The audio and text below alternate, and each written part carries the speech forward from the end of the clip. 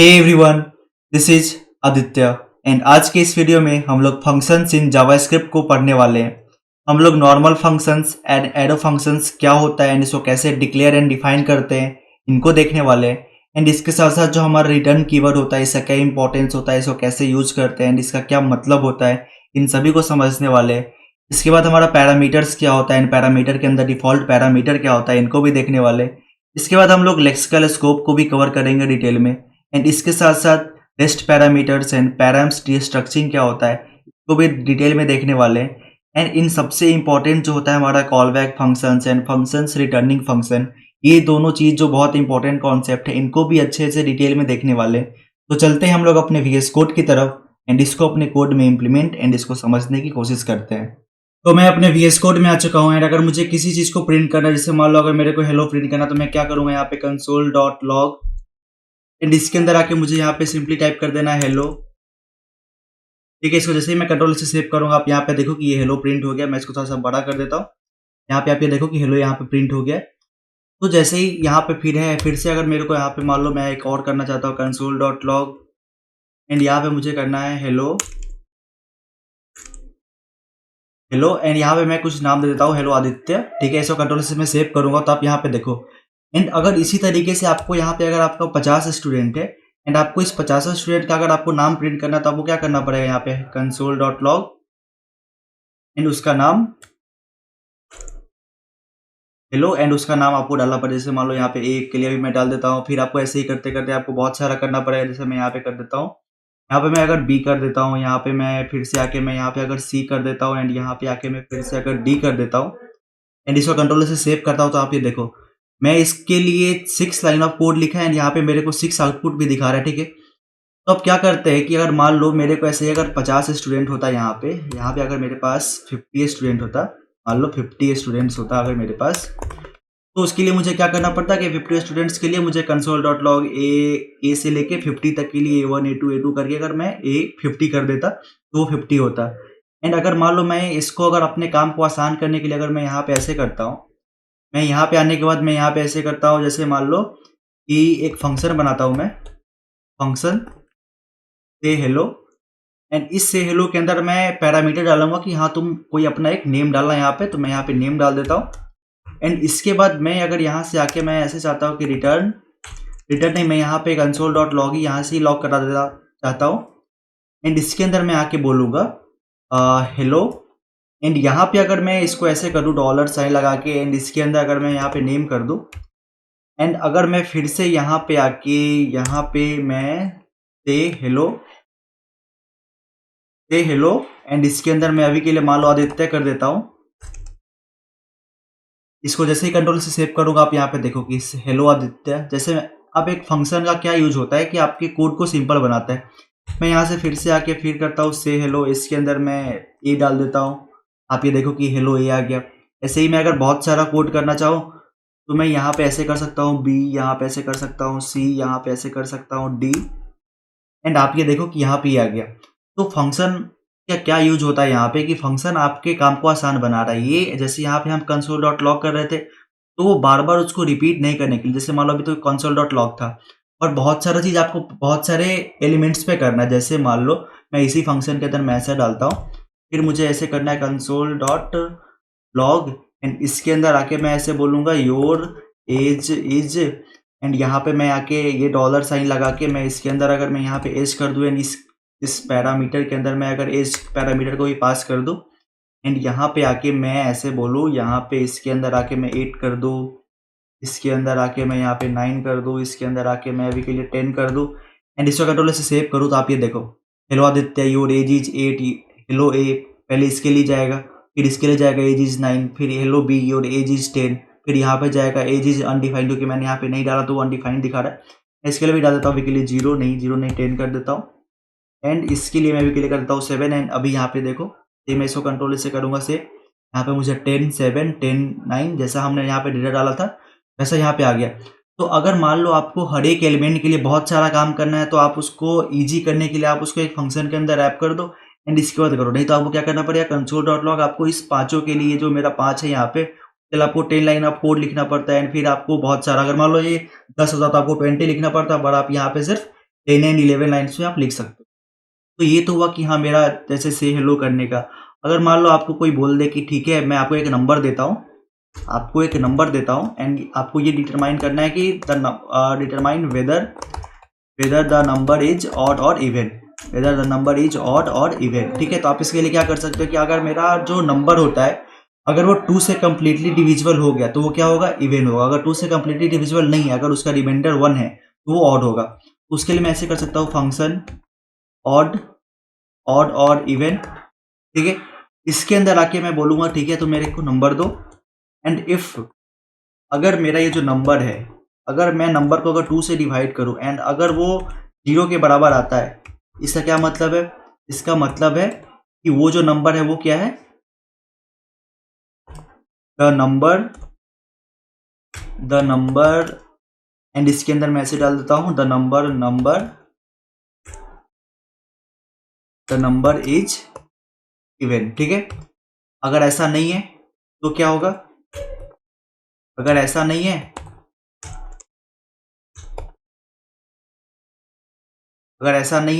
तो the number is and यहाँ पे अगर मैं ऐसे कर दूं एंड इसके अंदर आके मैं बोल दूं नंबर एंड इसके बाद यहाँ पे मैं लगा दूं ऑड, ठीक है। तो ये मेरे को बता दिया कि हाँ, मेरा वो जो फंक्शन है वो ऑड है या इवन है। एंड अगर मैं यहाँ पे आके ऐसे करता हूँ, फंक्शन यहाँ पे मैं आके करता हूँ ऑड और इवन, एंड इसके अंदर अगर मैं अभी यहाँ पे 7 डालता हूँ एंड इसको कंट्रोल से सेव करूंगा, तो आप यहाँ पे देखो द नंबर 7, यहाँ पे जो मैंने ईच लगा दिया, मैं इसको हटाता हूँ, इसको भी देखो, the number 7 is odd. And अगर मैं इसी को 7 से हटा के मैं अगर 6 कर दूँ, तो आप ये देखो, द नंबर 6 इज इवन। यहाँ पे मैं अगर 90 कर दूँ, ये द नंबर 90 इज इवन। तो इस तरीके से आप अपने कोई से भी फंक्शंस को लिख सकते हो। तो ये जो मैंने यहाँ पे लिखा फंक्शन ऑड और इवन, ये एक तरीका होता है फंक्शन को लिखने का। आप इसको एक और तरीके से लिख सकते हो, जैसे यहाँ पे मैं आता हूँ, मैं यहाँ पे बोलता हूँ कॉन्स्ट ऑड और इवन, ठीक है, कॉन्स्ट ऑड और इवन। एंड इसके बाद मैं यहाँ पे ऐसे करूँ फंक्शन, इसके अंदर मैं ऐसे बोल दूँ नंबर, ठीक है।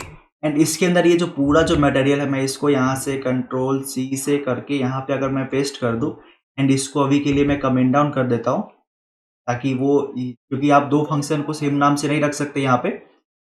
एंड अगर मैं इसके अंदर फिर से यहाँ पे आके ये जो कॉन्स्ट ऑड और इवन, अगर मैं इसको यहाँ पे आके कंट्रोल से सेव करूँ, तो आप ये देखो, द नंबर 90 इज इवन। अभी बिल्कुल जैसे पहले काम कर रहा था वैसे यहाँ पे भी काम कर रहा है।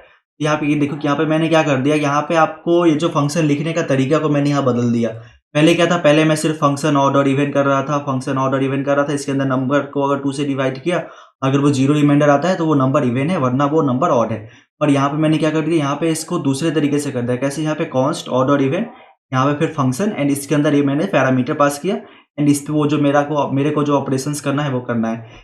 तो जो भी मैं फंक्शंस का तरीका जितना भी होगा ना, उसके बॉडी, ये जो बॉडी है इसका, इस बॉडी के अंदर वही चीज आएगा जो यहाँ पे भी होगा। मतलब अगर कितने सारे भी अगर टाइप होंगे ना, उन सब में उसका जो बॉडी होगा वो हमेशा सेम होगा। इसका भी बॉडी आप देखो, इसके बॉडी से बिल्कुल मैच कर रहा है। इफ नंबर डिवाइडेड बाई 2 या if it gives the remainder 0, then the number will be even, otherwise the number will be odd. यहाँ पे आप देखो कि अगर सेम मटेरियल यहाँ पे भी था, सेम मटेरियल यहाँ पे भी है, बस मैं इस फंक्शन को डिफाइन एंड फंक्शन को डिक्लेयर करने का तरीका को बदल दिया हूँ। एक और तरीका होता है जिसको हम लोग एरो फंक्शंस बोलते हैं। उसके लिए भी मुझे क्या करना है, उसके लिए मैं यहाँ पे ऐसे करूँगा कॉन्स्ट ऑड और इवन, एंड इसके बाद आपको क्या करना है कि आपको एक ऐसे, ये जो opening bracket and closing bracket है, इसके बाद आपको ऐसे आना है, ये जो इक्वल टू एंड ये जो आपको जो ग्रेटर देन का सिंबल दिख रहा है, आपको ऐसे करना है। इसके बीच में मैं थोड़ा सा गैप दे देता हूँ ताकि ये फंक्शन की तरह दिखे बिल्कुल, ठीक है। एंड यहाँ पे जो मैंने मटेरियल यहाँ पे डाला था, मैं उसको कंट्रोल V से पेस्ट कर दूंगा। If number divided by 2 equal to 0, the number is even, otherwise the number is odd, ठीक है। अब इसमें क्या होता है ना कि इसमें आपको पैरामीटर इस ब्रैकेट के अंदर डालना है। इस ब्रैकेट के अंदर मेरे को अगर यहाँ पे नंबर डालना है, एंड इसको जैसे ही मैं कंट्रोल से सेव करूंगा, आप यहाँ पे चेक करो कि द नंबर 90 इज इवन, जैसा हम चाहते थे वैसा आ गया। तो हमें फंक्शंस को डिफाइन करने के लिए हमारे पास 3 तरीका होता है। कैसा? यहाँ पे फंक्शन ऑड और इवन, यहाँ पे आप डायरेक्ट फंक्शन ऑड और इवन इसके अंदर नंबर देके कर सकते हो, या इसको एक वेरिएबल में स्टोर करा सकते हो, जैसे कॉन्स्ट ऑड और इवन, एक वेरिएबल कॉन्स्ट वेरिएबल में मैंने इसको कर दिया ऑड और इवन, एंड इसको भी मैं फंक्शन यहाँ पे डाल के कर दिया। एंड एक होता है हमारा एरो फंक्शन, कॉन्स्ट ऑड और इवन नंबर, ये सारा चीज।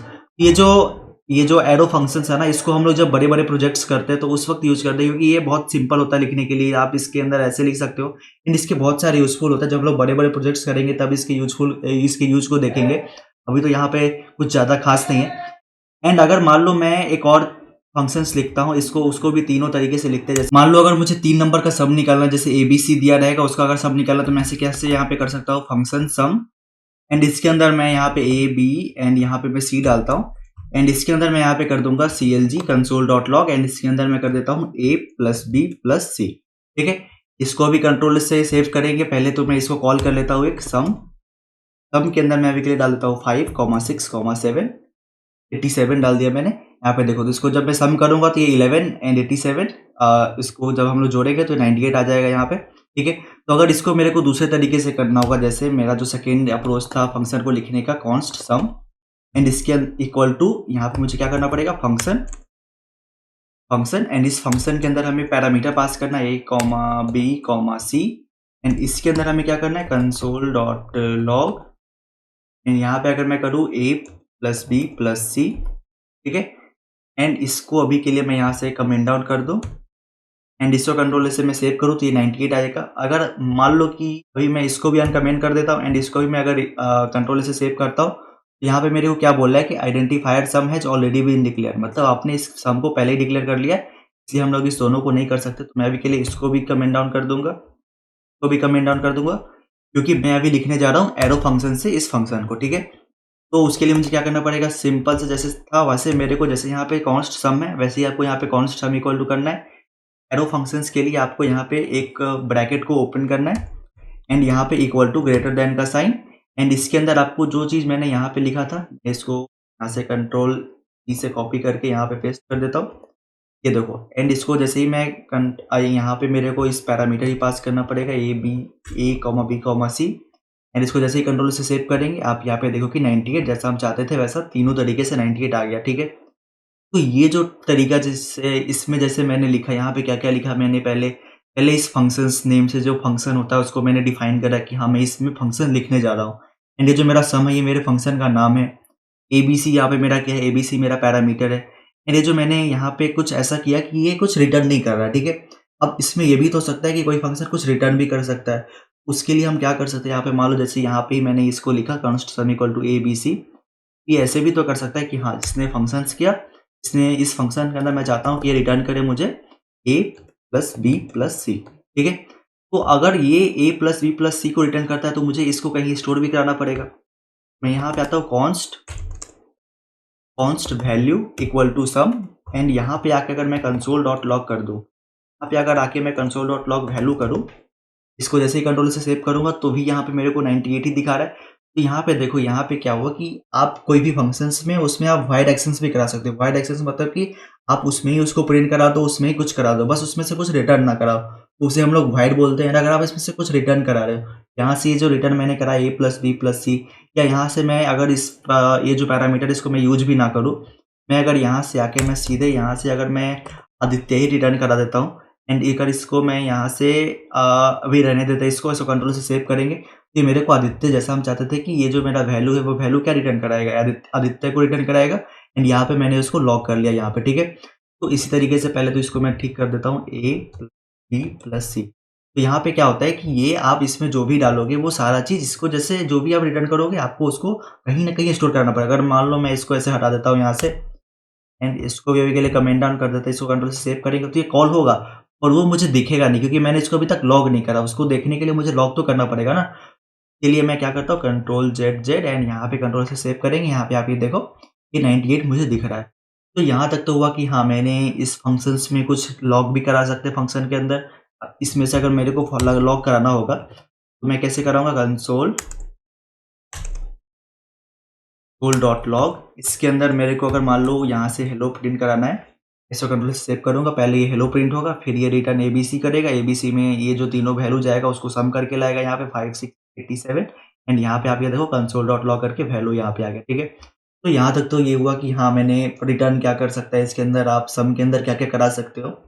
अब इसके अंदर मान लो आप ऐसे डालते हो, जैसे मैं इसको अभी के लिए यहाँ पे क्या करता हूँ, ये जो मेरा 87 है, मैं इसके बाद मैं यहाँ पे 8 डालता हूँ 3 डालता हूँ, 4 डालता हूँ। अभी मैं इसको फिर से कंट्रोल इसको पहले यहाँ से हेलो को हटा देता हूँ। हेलो फालतू के लिए मैंने वहाँ पे डाला था, इसको कंट्रोल से सेव करूँगा। तो आप ये देखो कि अभी भी ये सम मेरे को क्या दे रहा है, 98 दे रहा है, ठीक है।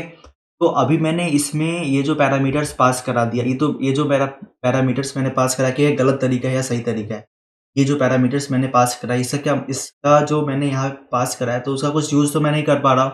तो यहाँ पे ऐसे कर सकते हैं हम लोग कि ये जो मैंने 87, 8, 3, 4, अगर हम चाहते हैं कि इस चारों को मैं अगर एरे के फॉर्म में यहाँ पे पास कराना चाहता हूँ, तो आप यहाँ पे कैसे कर सकते हो, यहाँ पे ए बी एंड यहाँ पे आप एक ट्रिपल डॉट लगाओगे, तो ट्रिपल डॉट लगाओगे तो आप यहाँ पे ए को बी के साथ जोड़ पाओगे। पर आप इसको अभी ये जो मेरा ट्रिपल डॉट सी है, ये क्या हो जाएगा, ये मेरा एरे हो जाएगा। उसके लिए मैं आपको क्या कराता हूँ, यहाँ पे आने के बाद ये तो रिटर्न कर देगा वहाँ से ए प्लस बी का वैल्यू को। यहाँ पे मैं करता हूँ कंसोल डॉट लॉग सी, ठीक है। इसको जैसे ही कंट्रोल से सेव करूँगा, आप ये देखो कि में क्या वैल्यू जाएगा, 8783। ये जो मेरा एरे है, यहाँ पे आप ये देखो 8783 एंड ये जो सम है, ये 5 एंड 6 का जो सम है, आप यहाँ पे ऐसे करा सकते हो। और अगर मान लो आपको बहुत सारे नंबर का सम चाहिए, आपको बहुत सारे नंबर का सम कराना है, आपको 3 का ही नहीं कराना है, आप यहाँ पे सिंपल से भी, अगर इसमें मैं सिंपल से ट्रिपल डॉट सी लगा दूँ एंड इसको अभी के लिए यहाँ कमेंट डाउन कर दूँ एंड यहाँ पे कुछ नहीं करके मैं इसको अभी के लिए हटाता हूँ यहाँ से, तो अभी के लिए यहाँ से हटा देता हूँ, इसको कंट्रोल से सेव करूँगा। आप ये देखो कि जो मेरा सी है, सी क्या है, मेरा बिल्कुल जो पूरा एग्जैक्ट एरे है 5, 6, 87, 8, 3, 4। इस तरीके से जब मैंने इसको पास करा तो ये मेरा वहाँ पे पूरा एरे गया। अगर मुझे अब इसका सम निकालना, तो मैं इसमें क्या कर सकता हूँ, मैं इसमें लगाऊंगा फॉर। मैं इसमें यहाँ पे ये जो है ना, मैं इसमें वो भी लगा सकता हूँ, जैसे एक होता है ना i = 0 से लेके इसका जितना इंडेक्स है वहाँ तक भी कर सकते हैं एंड इस पे आप फॉर ईच लूप भी लगा सकते हो। तो मैं क्या करता हूँ, यहाँ पे लेट सम इक्वल टू 0 करता हूँ सबसे पहले एंड ये जो मेरा सी है, मैं यहाँ पे ऐसे लगा देता हूँ सी डॉट फॉर ईच, ठीक है। इसके अंदर हर एक आइटम के लिए मैं क्या करूँगा, मैं इसके अंदर आने के बाद मैं क्या करूँगा, सम प्लस इक्वल टू आइटम, ठीक है। एंड अभी मेरा जब ये सम हो जाएगा, तो मैं यहाँ पे सबसे पहले कंसोल डॉट लॉग करा दूंगा, इसको लॉग करा दूंगा, किसको, सम को। यहाँ पे मेरे को सम को लॉक करा रहा है एंड जैसे मैं इसको कंट्रोल सेव करूँगा, तो आप ये देखो इस सबको जब आप जोड़ोगे तो 113 आएगा। तो यहाँ पे मैंने क्या करा दिया, यहाँ पे सम भी करा दिया। अब अगर मेरे को इस सम को यहाँ पे लॉक कराने के साथ साथ मैं अगर इसको रिटर्न भी करना चाहता हूँ, तो मैं यहाँ पे कर दूंगा रिटर्न सम एंड इस सम को मैं यहाँ पे स्टोर करा लेता हूँ, const value equal to sum and यहाँ पे आने के बाद मैं क्या कर देता हूँ, लॉक कर देता हूँ इसको कंसोल डॉट लॉग। इसके अंदर अगर मैं यहाँ पे आके वैल्यू टाइप कर दूँ एंड यहाँ पे जैसे ही कंट्रोल से सेव करूंगा इसको, तो आप ये देखो पहले तो ये जो मेरा 113 था, ये इसका सम था, ये यहाँ पे दिखा रहा है, ये यहाँ पे 6 था, 6 एरे के अंदर इसका जितना भी कंटेंट है वो सारा दिखा रहा है। तो देखो यहाँ पे जब मेरे पास 3 वैल्यू था, सी था, ए बी सी था, तो उसको सम करने के लिए प्लस सी कर दिए। पर यहाँ पे वैसा भी तो हो सकता है कि आपको बहुत सारा एरे ही, आपको कोई सा भी जब आप कुछ भी करोगे, जैसे एरे में अगर 50 स्टूडेंट है, अगर उन सभी का मार्क्स को ऐड करना है या कुछ भी करना है, कोई भी सा भी ऑपरेशन उस पर करना चाहते हो, तो आप उसको सीधे इनपुट की तरीके से इस पे ऐसे ले सकते हो 5, 6, 87, 8, 3, 4 एंड उस पे अगर आपको एरे के फॉर्म में लेना है, अगर मैं यहाँ से ऐसे ए कर दूँ, तो इसमें क्या होगा ना कि ए जो है वो पहला एलिमेंट ए को जाएगा। अगर मैं फिर से बी भी करूँ, तो बी में जाएगा 6 एंड उसके बाद जितना बचेगा ना, जितना भी बचेगा वो सारा मेरा इस सी के अंदर जाएगा, ठीक है। तो आपको इसका ध्यान रखना है कि अगर आप यहाँ पे डॉट सिर्फ सिंपल करते हो ट्रिपल डॉट सी, यहाँ पे ट्रिपल डॉट सी मतलब ये होता है कि ये जो वैल्यू है ना, ये जो 5, 6, 87, 8, 3, 4 एंड यहाँ पे अगर मैं ट्रिपल डॉट सी करूँ, अगर मेरा मान लो सी एक एरे है, सी कोई एरे है, मान लो सी कुछ ऐसे है, यहाँ पे सी ऐसे है 97890, ठीक है। एंड अगर मैं इसको ट्रिपल डॉट सी करता हूँ, तो ये क्या होता है ना, ये फैल जाता है जैसे स्प्रेड। इसको ट्रिपल डॉट सी को हम लोग स्प्रेड ऑपरेटर बोलते हैं, मतलब कि ये अब वो एरे नहीं रहेगा, अब वो क्या हो जाएगा 97890, वो एक सिंपल सा वैल्यू हो जाएगा। तो उसी तरीके से यहाँ पे जब ये पास करा के गया, तो यहाँ पे वैल्यू कितना गया 87834 एंड यहाँ पे ट्रिपल डॉट सी लगा हुआ है, मतलब कि सी कुछ है, सी कुछ एरे है, मतलब ये 87834 ये एरे के फॉर्म है, पर यहाँ पे भी मैंने इसको स्प्रेड करके भेज रहा हूँ, तो इसलिए यहाँ पे आपको ट्रिपल डॉट यहाँ पे दिख रहा है, ठीक है। तो आपको इतना ध्यान रखना है कि जितना भी मैं इसमें ले रखा हूँ ए बी सी डी, अगर मान लो मैं 4 लेके रखा हूँ, तो 1 2 3 4 यहाँ तक जाएगा एंड इस बाकी में अगर यहाँ पे मैं ई करूँगा, तो वहाँ पे ये दोनों वेरिएबल जाएगा, ठीक है। तो दोनों डेटा यहाँ पे जाएगा, ठीक है। तो आपको इसका ध्यान रखना है। अब इसके बाद मान लो, इसके बाद हम लोग पहले इसको मैं यहाँ से हटा देता हूँ एंड इसके बाद अभी मान लो मैं फिर से एक फंक्शन बनाता हूँ कॉन्स्ट। इसके अंदर मैं चाहता हूँ चेंज करूँगा कुछ मैं, कॉन्स्ट चेंज इक्वल टू यहाँ पे अभी के लिए कुछ नहीं डालते, इसके अंदर एक एरो फंक्शंस बनाते एंड इसके अंदर मैं करता हूँ लेट ए इक्वल टू 9, ठीक है। एंड यहाँ पे मैं अभी के लिए कर दूंगा console.log, ठीक है। एंड अगर मैं यहाँ पे आके सिर्फ सिंपल सा चेंज को कॉल कर दूं, ठीक है, इसको कंट्रोल से सेव करूंगा तो आप यहाँ पे देखो कि ए का वैल्यू 9 था, यहाँ पे ये आ रहा है, ठीक है। तो अब अगर मैं ये चाहता हूँ कि जो मैंने यहाँ पे ए को डिक्लेयर किया, अगर मैं इसको बाहर एक्सेस करना चाहता हूँ तो क्या मैं इसको कर पाऊंगा? नहीं। तो इसको हम लोग चेक करते हैं। तो यहाँ पे डालूंगा मैं console.log एंड यहाँ पे आके मैं अगर जैसे ही ए को टाइप करूंगा, इसको जैसे ही कंट्रोल से सेव करूंगा तो आप ये देखो ए इज नॉट डिफाइंड, मतलब ए जो होता है ना, मतलब जैसा भी अगर मैं यहाँ पे लेट को हटा के मैं यहाँ पे अगर वैर भी कर दूं एंड इसको अभी कंट्रोल से सेव करूंगा ना, फिर भी ये बोलेगा कि हाँ इसको आप ये जो है ए है इस फंक्शन के अंदर ही है। तो जो कोई सा भी अगर वो डेटा टाइप है, जैसे वो वैर हो या लेट हो या कॉन्स्ट हो, वो सब फंक्शन स्कोप तो पहले होगा ही, और उसके अंदर भी ये जो लेट एंड कॉन्स्ट है वो मेरा ब्लॉक स्कोप होता है। मतलब ये कि आप इस फंक्शन के अंदर अगर आप इसको डिक्लेयर किए हो तो इस फंक्शन के बाहर आप इसको कहीं पे भी एक्सेस नहीं कर सकते। जैसे यहाँ पे अगर ये तो ये हो गया कि हाँ वैर हो या लेट हो या कॉन्स्ट हो, आप उसको एक्सेस नहीं कर सकते। पर लेट एंड कॉन्स्ट के केस में क्या हो सकता है, यहाँ पे देखो लेट इसके अंदर था, लेट को आप इस फंक्शन के अंदर कहीं भी एक्सेस कर सकते हो, ठीक है। अब अगर यहाँ पे आने के बाद मैं ऐसे करता हूँ इफ ट्रू एंड यहाँ पे मैं एक बनाता हूँ let A B equal to 90, ठीक है। एंड यहाँ पे आके मैं ऐसा चाहता हूँ console.log के अंदर मैं ए बी कर देता हूँ। अब ये देखो, अब ये मेरे को बोलेगा कि A B is not defined, A B यहाँ पे भी नहीं है, ठीक है। अभी ऐसे ही अगर मैं इसको हटा के मैं इसको अगर वैर कर दूं एंड यहाँ पे आप कंट्रोल से सेव करो तो अभी आप ये देखो, पहले ए बी का वैल्यू 90 थी, 90 यहाँ पे प्रिंट हो गया, ठीक है। एंड ए का वैल्यू 9 था, वो 9 यहाँ पे प्रिंट हो गया। तो मेरा जो वैर होता है ना वो फंक्शन स्कोप्ड होता है, मतलब अगर आप इसको ब्लॉक के अंदर भी डालोगे तो आप इस ब्लॉक के बाहर भी एक्सेस कर सकते हो। पर अगर यहाँ पे मैं सिर्फ इसको लेट या कॉन्स्ट करूँ तो आप इस लेट को सिर्फ इसके अंदर कर सकते हो। मैं इसके अंदर console.log करूँ, इसके अंदर console.log ए बी करूँ तो यहाँ पे ये काम करेगा, पर यहाँ पे ये काम नहीं करेगा, ठीक है। अभी मैं इसको कंट्रोल सेव करूंगा, आप ये देखो ये जो मेरा फंक्शन है, ये जो मेरा इफ है जो ब्लॉक है, इसके अंदर ये काम कर रहा है, पर ये इसके बाहर यहाँ पे जैसे मैं इसको यहाँ से हटाता हूँ, अब इसको अनकमेंट करूंगा तो ये यहाँ पे ये काम नहीं करेगा, पर यहाँ पे ये काम करेगा, ठीक है। तो आपको यहाँ पे ये ध्यान रखना है कि मेरा जो लेट एंड कॉन्स्ट होता है वो मेरा ब्लॉक लेवल स्कोप वेरिएबल होता है एंड ये जो वैर होता है वो मेरा फंक्शन लेवल स्कोप होता है। मतलब आप फंक्शन के बाहर तो किसी को भी एक्सेस नहीं कर सकते हो, चाहे वो लेट हो या कॉन्स्ट हो या वैर हो, पर इस ब्लॉक के बाहर आप वैर को एक्सेस कर सकते हो पर लेट एंड कॉन्स्ट को नहीं, ठीक है। तो मैं अभी के लिए इसको भी हटा देता हूँ एंड इन सबको हटा देता हूँ यहाँ से, इन सबको, ठीक है। अब मान लो अब ऐसा हो सकता है कि मैं इसके अंदर पैरामीटर डाला ए कॉमा बी कॉमा, अब यहाँ पे मैं डिफरेंट टाइप का भी तो डाल सकता हूँ। पहले ए था, पहले यहाँ पे बी डाल दिया, इसके अंदर मैं अगर आदित्य डालता हूँ तो क्या मैं इसको ऐसे पॉसिबल है या नहीं? आदित्य मैंने यहाँ पे डाला, आदित्य तो यहाँ पे नहीं होगा। सबसे पहले तो मुझे इसको वेरिएबल के टाइप में डालना होगा, नेम मैंने यहाँ पे डाल दिया।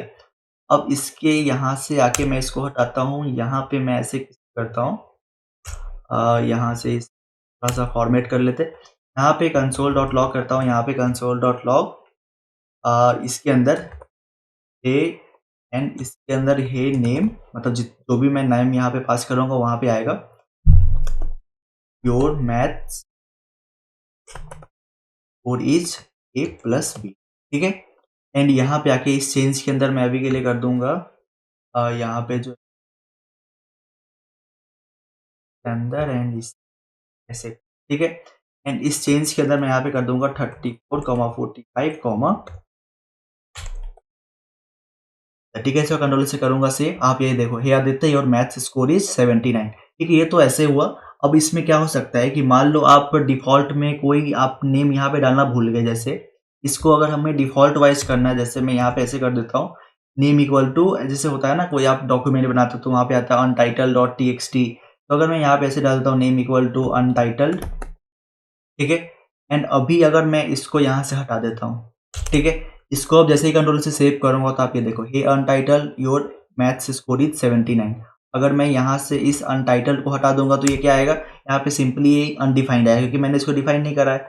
देखो hey undefined your maths score is इतना। और अगर मैं इसको एक डिफ़ॉल्ट पैरामीटर से पास ही करा दूँ, जैसे क्या था अनटाइटल्ड, ठीक है। अब इसको कंट्रोल से सेव करूँगा, यहाँ पे आएगा कि hey untitled your match score is 79। और अगर मैं यहाँ पे आके कुछ नाम पास ही करा देता हूँ, आशीष करता हूँ मैं यहाँ पे, ठीक है। इसको कंट्रोल से सेव करूँगा, तो ये क्या आएगा, हे Ashish your match score is 79। तो आप इस तरीके से डिफ़ॉल्ट पैरामीटराइज़्ड भी कर सकते हो अपने फंक्शन को, मतलब कि वो फंक्शन डिफ़ॉल्टली वहाँ पे काम करेगा। जैसे अगर मैं इसको डेटा यहाँ से पास नहीं करा, इसको आर्ग्यूमेंट्स यहाँ से पास नहीं कराया, तो वो वहाँ पे वो पैरामीटर में उसको वैल्यू रख लेगा अनटाइटल्ड एंड इसको अपने प्रॉप्स के अंदर पास कराएगा, ठीक है। अब इसके बाद एक होता है कॉल बैक फंक्शन, भी इसको नहीं हटाते यहाँ से, तो मैं यहाँ से हटाता हूँ। कॉल बैक फंक्शन क्या होता है कि आप एक फंक्शन को, मैंने यहाँ पे फंक्शन बना दिया था, जैसे जेड से ये मैंने यहाँ पे फंक्शन बना दिया, ठीक है। अब मैं एक और फंक्शन बनाता हूँ, कॉन्स्ट फंक्शन, ठीक है। एंड इस फंक्शन के अंदर मैं क्या चाहता हूँ, मैं इस फंक्शन के अंदर चाहता हूँ कि जब ये फंक्शन हो, इसके अंदर मैं इस फंक्शन को लेना चाहता हूँ, जो मेरा चेंज है, मैं ऐसे कोई सा भी एक फंक्शन ले लेता हूँ, जैसे मान लो एफ, ठीक है। एंड इसके बाद मैं यहाँ पे ऐसे बोलता हूँ, इसके अंदर आने के बाद जब भी मेरा फंक्शन हो जाएगा, तो मैं यहाँ पे कंसोल डॉट लॉग तो करा दूंगा सबसे पहले कि इनसाइड फंक्शन, ठीक है।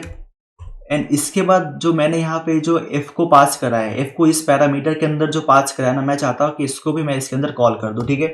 मैं इसके अंदर कॉल करना चाहता हूँ, मतलब कि ऐसा फंक्शन जो अपने अंदर किसी और फंक्शन को कॉल कर रहा है, ठीक है। और इसके बाद मैं क्या करूँगा, मैं इसके बाद इस फंक्शन को, जो फंक्शन है इसको मैं यहाँ पे आके कॉल कर दूंगा, फंक, एंड इसके अंदर मैं इस चेंज को डाल दूंगा, ठीक है। एंड इस चेंज के अंदर से मैं इसको हटा दूंगा, ठीक है। एंड इसको जैसे ही कंट्रोल से सेव करूंगा, आप ये देखो inside the function, inside the function, and यहाँ पे देखो इसके बाद क्या आना चाहिए था, हे, यहाँ पे जो नेम मैं डालूंगा वो आना चाहिए यहाँ पे, and your math score is A+B। यहाँ पे क्या आ रहा है, अनटाइटल, क्योंकि यहाँ पे अनटाइटल मैंने यहाँ पे पास कराया है, and your maths score is NaN। NaN क्या होता है कि मान लो, पहले तो सबसे पहले मैं आपको यहाँ पे करके क्या दिखाता हूँ, यहाँ पे मैं करता हूँ कंसोल डॉट लॉग, एंड इसके अंदर मैं करता हूँ A, ठीक है। एंड फिर से करता हूँ कंसोल डॉट लॉग, इसके अंदर करता हूँ B। इसका कंट्रोल से सेव करता हूँ, आप ये देखो अनडिफाइंड प्लस अनडिफाइंड यहाँ पे आया, एंड यहाँ पे अनडिफाइंड आया, ठीक है। अब इसके बाद मैं क्या करता हूँ, कंसोल डॉट लॉग, एंड इसके बाद यहाँ पे मैं कर देता हूँ A+B। अब यहाँ पे ये देखो, यहाँ पे क्या आ रहा है, NaN, मतलब जब आप दो अनडिफाइंड को जब आप जोड़ोगे, दो अनडिफाइंड है यहाँ पे, जब आप दो अनडिफाइंड को जोड़ोगे तो वो क्या आएगा, नॉट अ नंबर, NaN मतलब नॉट ए नंबर। तो ये जो है वो अब एक नंबर नहीं होगा। इसको हटाने के लिए मैं क्या कर देता हूँ, मैं इसकी जो फंक 4 है, एफ है मेरा, यहाँ पे मैं कर देता हूँ 45 34, एंड इसके अंदर मैं एक पैरामीटर पास आर्गुमेंट पास करा दूंगा, यहाँ पे कोई नाम, जैसे मैं यहाँ पे कर देता हूँ आशीष।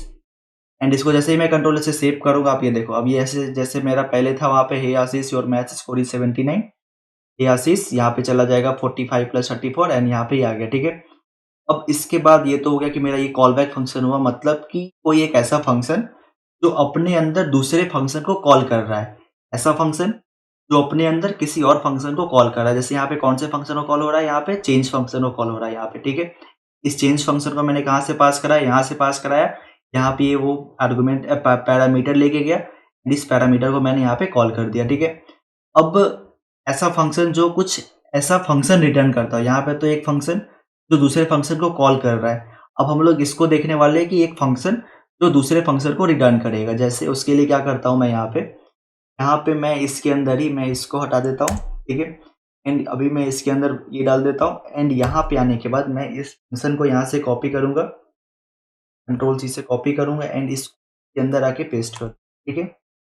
एंड यहाँ से अब मैं क्या करने वाला हूँ, मैं यहाँ से इसको रिटर्न कर दूँ, रिटर्न किसको करना है मुझे, चेंज को, ठीक है। अभी ये जो फंक्शन को जब मैं कॉल करूँगा तो वो क्या रिटर्न कराएगा, वो चेंज रिटर्न कराएगा, ठीक है। तो मैं इसको यहाँ से हटाता हूँ, तो हम लोग एक वेरिएबल में स्टोर कराते हैं, कॉन्स्ट वैल्यू, ठीक है। एंड इसको जैसे ही कंट्रोल से सेव करूँगा, आप ये देखो इनसाइड द फंक्शन ये आ गया। तो ये जो वैल्यू है, अभी अगर मैं यहाँ पे आके कंसोल डॉट लॉग करूँ, कंसोल डॉट लॉग में अगर आके वैल्यू करूँ, तो आप ये देखो वैल्यू क्या है, वैल्यू एक फंक्शन है, कैसा, AB, एक एरो फंक्शन है, AB नेम, ये अंदर क्या है, कंसोल डॉट लॉग ये है, ठीक है।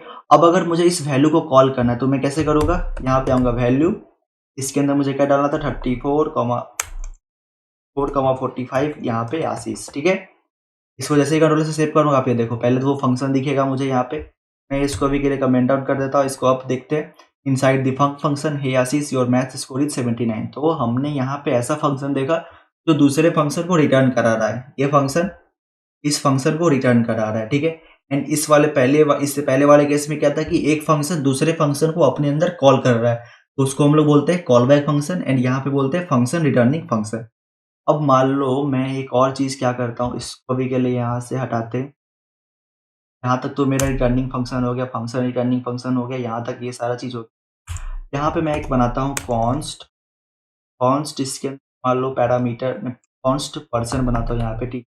इस पर्सन के अंदर मैं आके ऐसे डालता हूँ नेम के अंदर मैं डाल देता हूँ आदित्य, ठीक है। एंड इसके बाद मैं यहाँ पे आके इसका एज कर देता हूँ मैं मान लो 45, ठीक है। एंड अभी इसको कंट्रोल से सेव करता हूँ। एंड यहाँ पे आने के बाद मैं क्या करता हूँ, एक फंक्शन बनाता हूँ,